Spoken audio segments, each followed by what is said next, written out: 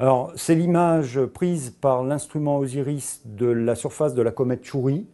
Elle a été faite vendredi dernier, vers 20 heures, et on voit une partie éclairée de la comète ici, avec beaucoup de rochers à la surface. Et on aperçoit dans l'ombre de ce gros rocher ici, quelque chose qui est, quand on fait un zoom, le fameux Philae. Alors, Philae se retrouve en fait couché sur un côté, hein, et pas atterri à l'horizontale.